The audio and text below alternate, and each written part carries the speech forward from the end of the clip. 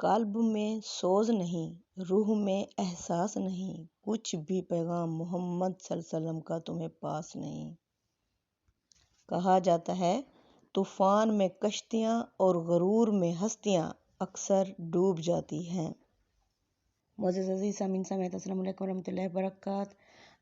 آج ہم سورہ پڑھنے والے ہیں المعون، جس کی جوڑا سورہ الکوثر ہے۔ یہ جو صورتیں ہیں نا، اس سے مرحلہ ہجرت اور برات شروع ہو رہا ہے، جو کہ سورہ اخلاص تک جاری رہے گا۔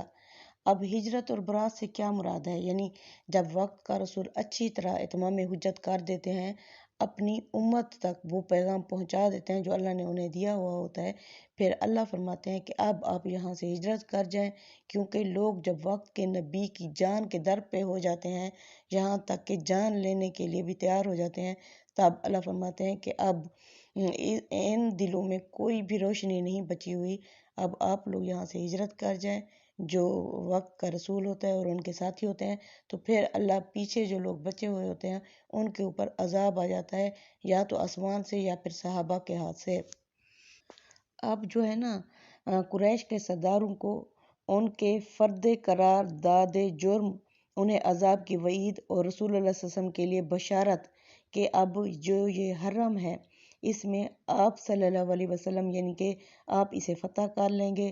یہ جو اس کے ناجائز متولی بنے ہوئے ہیں مکہ کے کافر، ان کو اب یہاں سے دستبردار ہونا پڑے گا۔ تو اب جب اللہ کے رسول صلی اللہ علیہ وسلم نے مکے سے مدینہ ہجرت کی، تو دوسرے سال ہی جنگ بدر واقع ہوئی۔ جنگ بدر کی ابتدا کافروں نے خود کی، تو پھر کیا ہوا، اس میں نا وہ فرقان والا دن کہلایا، جس میں حق اور باطل بالکل کھول کے سامنے آ گیا۔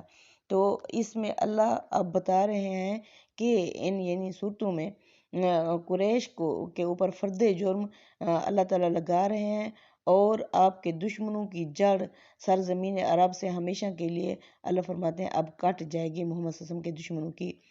القریٰ کے ائمہ کفر سے یعنی کفر کے اماموں سے رسول اللہ صلی اللہ علیہ وسلم کا اعلان برات اور سرزمین عرب میں غلبہ حق کی بشارت، جو کہ سورہ اخلاص میں اللہ تعالیٰ دے رہے ہیں۔ قریش کی قیادت خاص کر ابو لہب کا نام لے کر اس کی ہلاکت کی پیشین گوئی اور نبی کریم صلی اللہ علیہ وسلم کی طرف سے عقیدہ توحید کا فیصلہ کن اعلان سورہ اخلاص میں۔ اب جو سورہ المعون اور سورہ کوثر ہے، یہ دونوں آپس میں جوڑا صورتیں ہیں۔ پہلی سورہ میں قریش کے سرداروں خاص کر ابو لہب کی فرد قرار داد جرم بیان کرتی ہے، اور دوسری ان جرائم کی پیدائش میں حرم کی تولیت، اب ان کی معزولی کا اعلان کرتی ہے۔ اور دونوں کے مضمون سے واضح ہے کہ پہلی سورہ القریٰ مکہ میں نبی کریم صلی اللہ علیہ وسلم کی دعوت کے مرحلہ ہجرت اور برات میں قریش کے لیے آخری تہدید کے طور پر، اور دوسری آپ کے لیے ایک عظیم بشارت کی حیثیت سے نازل ہوئی۔ جو پہلی سورہ المعون ہے جس کو ہم پڑھنے والے ہیں، اس میں روح و سخن جو ہے قریش کے سرداروں کی طرف ہے، اور اس کا موضوع ان کی قیادت خاص کر ابو لہب کو یہ بتانا ہے کہ ان کے جرائم کی پیدائش میں تباہی ان کا مقدر بن چکی ہے۔ جو دوسری سورہ الکوثر ہے، اس میں خطاب رسول اللہ صلی اللہ علیہ وسلم سے ہے، اور اس کا موضوع آپ کو یہ خوشخبری دینا ہے کہ حرم کی اب یہ جو پاسداری ہے اب آپ کو حاصل ہوگی، اور آپ کے دشمنوں کی جڑ ہمیشہ کے لیے اس دنیا سے کٹ جائے گی۔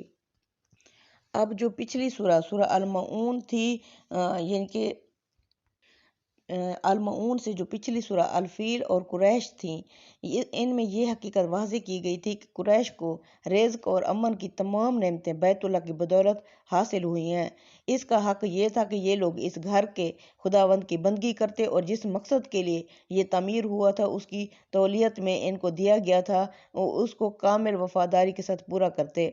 اب آگے دونوں تمام صورتوں المعون اور کوثر میں پہلے تو قریش کے ان لیڈروں کا کردار دکھایا جا رہا ہے جو سورہ کے زمانے میں بیت اللہ کے منتظم اور متولی تھے۔ پھر بھی بتایا گیا ہے کہ اب یہ لوگ اس بات کے اہل نہیں رہے کہ اللہ تعالیٰ کے اس محترم گھر کے متولی بنے رہیں، انہوں نے اس کے تمام مقاصد برباد کر دیے، اس وجہ سے سزاوار ہیں کہ معزول ہوں اور یہ امانت ان لوگوں کو سپرد کی جائے جو اس کے اہل اور قابل ہیں۔ اب جو سورہ المعون ہے، اس میں اس ترتیب کو واضح کیا گیا ہے کہ پہلے قریش کے ایک لیڈر کے کردار کی نہایت تعجب انگیز بلکہ نفرت انگیز انداز میں توجہ دلائی ہے کہ یہ شخص جس شقاوت یعنی بدبختی قلب کے ساتھ یتیموں کو دھکے دیتا ہے، اور اس بات کی صاف دلیل ہے کہ اس کا سینہ جزا اور سزا کے عقیدے سے بالکل خالی ہو چکا ہے۔ اگرچہ اس کا نام نہیں لیا گیا، لیکن قرینہ دلیل ہے کہ یہاں ابو لہب کی طرف اشارہ ہے۔ اس کے بعد ان لوگوں کے کردار پر روشنی ڈالی ہے جو بیت اللہ میں آ کر بظاہر نماز کی رسم تو ادا کرتے، لیکن ان کی نماز بالکل بے روح محض ایک قسم کی ایکٹنگ ہوتی تھی۔ چنانچہ ان کی اس خست کا یہ حال ہے کہ انفاق یعنی اللہ کی راہ میں خرچ تو درکنار، روزمرہ ضروریات زندگی کی کوئی چھوٹی سی چیز بھی ان سے کوئی مانگ بیٹھے تو وہ دینے کا ان کے پاس حوصلہ نہیں تھا۔ اب یہ بھی چیز خاص طور پر سامنے رہے کہ بیت اللہ کے دو ہی مقصد تھے، ایک یہ کہ وہ اللہ کی عبادت کا مرکز ہو، دوسرا یہ کہ فقراء اور یتامہ کی ہمدردی اور خدمت کا ایک مؤثر ادارہ ہو۔ اس کے متولیوں کا فریضہ یہ تھا کہ وہ ان دونوں مقاصد کے پورے کرنے کا اہتمام کرتے، لیکن جن متولیوں کا کردار بیان ہوا ہے ان سے ان دونوں میں سے کسی مقصد کے پورے ہونے کی توقع نہیں کی جا سکتی۔ اس وجہ سے آگے کی سورہ میں ان کی قسمت کا فیصلہ کر دیا گیا ہے۔ تو چلتے ہیں سورہ المعون کی طرف۔ سورہ المعون، اللہ فرماتے ہیں بسم اللہ الرحمن الرحیم، اللہ کے نام سے جو سراسر رحمت ہے، جس کی شفقت ابدی ہمیشہ رہنے والی ہے۔ ارأیت الذی یکذب بالدین، کیا تو نے دیکھا محمد صلی اللہ علیہ وسلم اس شخص کو جو قیامت کے دن یا جو روز جزا یا سزا اور جزا کے دن کو جھٹلاتا ہے۔ فذلک الذی یدعو الیتیم، بس وہ ایسا شخص ہے جو دھکے دیتا ہے یتیم کو۔ ولا یحض علی طعام المسکین، اور مسکینوں کو کھانا کھلانے کی ترغیب نہیں دیتا۔ فویل للمصلین، بس ہلاکت ہے، تباہی ہے، بربادی ہے ایسے نمازیوں کے لیے، الذین ھم عن صلاتہم ساہون، جو نماز میں کھڑے ہو کر نماز کی جو اصل روح ہے اسے بھول بیٹھتے ہیں، یا جو اپنی نمازوں سے بے خبر ہیں۔ الذین ھم یراؤن، وہ لوگ جو ایکٹنگ دکھاوا کرتے ہیں، ویمنعون الماعون، اور ادنیٰ چیزیں بھی ایک دوسرے کو عاریۃً نہیں دکھاتے۔ تو اس کی تفسیر کی طرف چلتے ہیں۔ اب اللہ فرماتے ہیں ارأیت الذی یکذب بالدین، کیا تم نے دیکھا اس شخص کو جو جزا اور سزا کے دن کو جھٹلاتا ہے۔ ارائیتا کس موضوع میں کدھر استعمال ہوتا ہے؟ یہ انتہائی تعجب اور نفرت کے لیے آتا ہے، دین کا مطلب دین جزا اور سزا کے دن کو، جیسے ہے مالک یوم الدین، وہ بادشاہ ہے قیامت کے دن کا۔ جس طرح میں کہتی ہوں یہ بیگ بھی میرا ہے اور بیگ میں موجود چیزیں بھی ساری میری ہیں، وہ دن اللہ کا ہوگا، اس دن کے سارے فیصلے بھی اللہ ہی کرے گا۔ اللہ فرماتے ہیں اللہ زی سے کون مراد ہے، اس کی وضاحت یہاں نہیں، لیکن قرینہ دلیل یہ ہے کہ ابو لہب کی طرف ہی یہ اشارہ ہے، کیونکہ وہ نہایت مالدار اور بخیل انسان تھا، جو حرم کے بیت اللہ رفادہ پر سورہ کے زمانہ نزول میں قابض تھا۔ آگے اس ذلیل کردار اور اس کی تباہی کا ایک ذکر ایک مستقل سورہ لہب میں آ رہا ہے۔ اس سورہ کی تفسیر سے واضح ہو جائے گا کہ اس نے رفادہ کو اپنی ذاتی جائیداد بنا لیا تھا، اس کی آمدنی اپنی ذاتی مقاصد میں اس نے استعمال کی اور اس کی بدولت مکہ کا قارون بن کے رہ گیا۔ یہ انتہائی بدبخت شخص تھا جو اتنا سخت دل کا تھا کہ وہ یتیموں کو دھکے دیتا۔ اس سے کسی خیر کی توقع کس طرح کی جا سکتی تھی؟ وہ بیت اللہ کے کسی شعبے کا ذمہ دار بن سکے، لیکن بات ایسے اسلوب میں فرمائی کہ جس سے اس کا وہ باطن بھی سامنے آ گیا جو اس کی قساوت کا اصل سبب تھا۔ یکذب بالدین وہ آخرت یا جزا اور سزا کا جھٹلانے والا۔ جو شخص آخرت کا منکر ہوگا، اس کے اندر اس انفاق کا خرچ کا کوئی محرک سرے سے رہ ہی نہیں سکتا جو خدا کی خوشنودی اور خالصتاً خدمت خلق اور ہمدردی غربا کے لیے ہوتا ہے۔ ایسا شخص اگر کچھ خرچ بھی کرتا ہے تو اپنے کسی ذاتی غرض یا ریا یا نمائش کے لیے ہی کرتا ہے۔ بے غرض فیاضی صرف اس شخص کے اندر پیدا ہوتی ہے جو آخرت کی جزا اور سزا پر صدقے دل سے ایمان رکھتا ہو۔ سورۃ اللیل میں اللہ تعالیٰ نے فرمایا فَأَمَّا مَنْ آتَى وَاتَّقَى، جس نے دیا اور تقوی اختیار کیا، وَصَدَّقَ بِالْحُسْنَى، اور اچھائی کی تصدیق کر دی، فَسَنُيَسِّرُهُ لِلْيُسْرَىٰ، ان قریب ہم اسے آسانی کی طرف لے جائیں گے۔ وَأَمَّا مَنْ بَخِلَ وَاسْتَغْنَىٰ، ہاں جس نے بخل کیا اور لاپرواہی برتی، وَكَذَّبَ بِالْحُسْنَىٰ، اچھائی کو جھٹلا دیا، فَسَنُيَسِّرُهُ لِلْعُسْرَىٰ، ان قریب ہم اسے تنگی کی طرف لے جائیں گے۔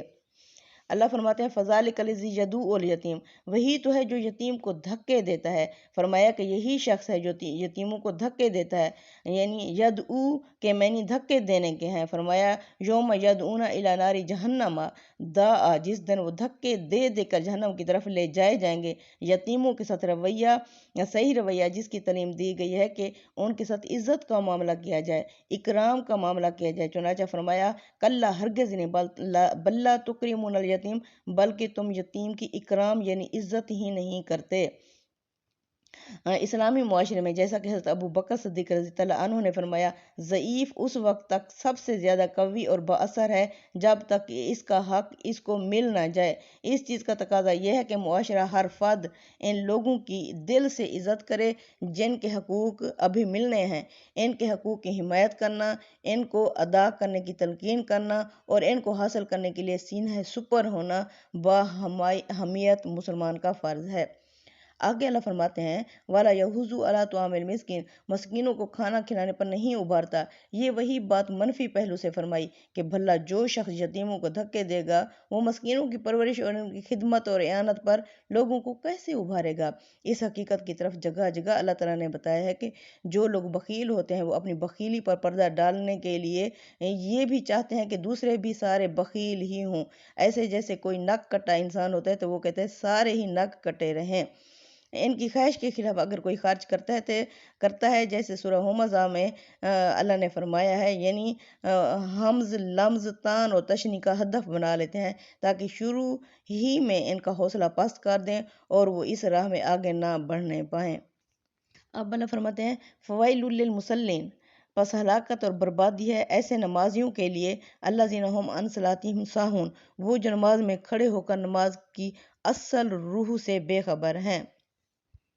یہ بھی اللہ تعالیٰ نے فرمایا تھا بیت اللہ کے یہ جو بڑے پروہت بنے ہوئے تھے یہ اس نماز کی اصل حقیقت سے ناواقف تھے، بے خبر تھے۔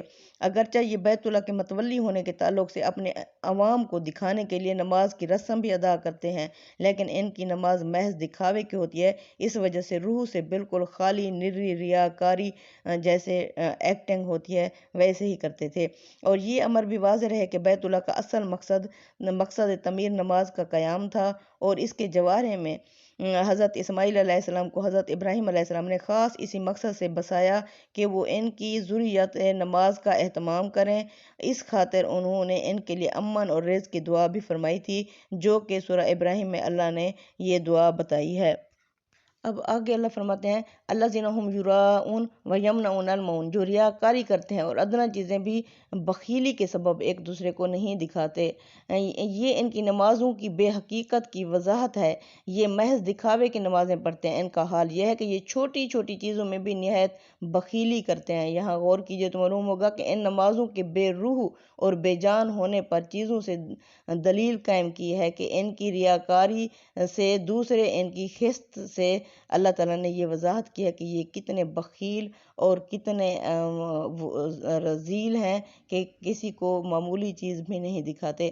نماز کی اصل حقیقت اخلاص ہے، یعنی وہ صرف اللہ واحد لا شریک کی خوشنودی اور رضا طلبی کے لیے پڑھی جائے۔ اس کے سوا اگر کوئی اور غرض اس میں شامل ہو جائے تو نماز بالکل باطل اور اپنے اصل مقصد کے اعتبار سے نہ صرف بے نتیجہ بلکہ نہایت مہلک ہوتی ہے۔ ان لوگوں کی نمازیں اول تو ان کے فساد عقیدہ کے سبب سے اخلاص سے محروم تھی، ثانیاً وہ پڑھتے بھی جیسا کہ اللہ نے بتایا کہ محض دکھاوے ہی کے لیے پڑھتے تھے تاکہ ان کی عوام ان کو مذہبی سمجھیں۔ اس طرح کی نمازیں ظاہر ہے کہ محض ایکٹنگ ہی ہوتی ہیں جس کا زندگی کے حقائق سے کوئی تعلق نہیں ہوا کرتا۔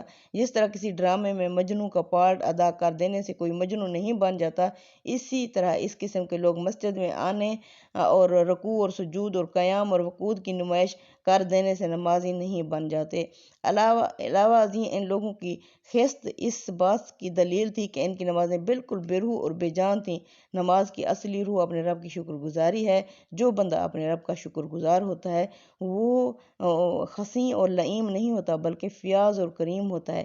وہ اپنے رب کی نعمتوں میں دوسروں کو بھی شریک کرتا ہے، ان کو اس کا حق سمجھتا ہے۔ اس کا ذہن یہ ہوتا ہے کہ جب میرے رب نے مجھے بخشا ہے تو اس کی شکر گزاری کا تقاضا یہ ہے کہ میں ان لوگوں کو اس میں ان اپنی نعمتوں میں شریک کروں جو اس سے محروم ہے، اور یہ جذبہ اس قدر غالب ہوتا ہے کہ بسا اوقات وہ اپنی ضروریات کو نظر انداز کر کے دوسروں کی مدد کرنے میں لذت اور حلاوت محسوس کرتا ہے۔ نماز اور انفاق کے باہمی تعلق پر اس کتاب میں جگہ جگہ اللہ تعالیٰ نے یہ بات بتائی ہے کہ فلسفہ دین کے اعتبار سے جذبہ شکر کی تحریک سے سب سے پہلے نماز وجود میں آتی ہے، اور پھر نماز انفاق کے لیے محرک بنتی ہے، اور پھر انہیں دو چیزوں پر شریعت کا پورا نظام قائم ہوتا ہے۔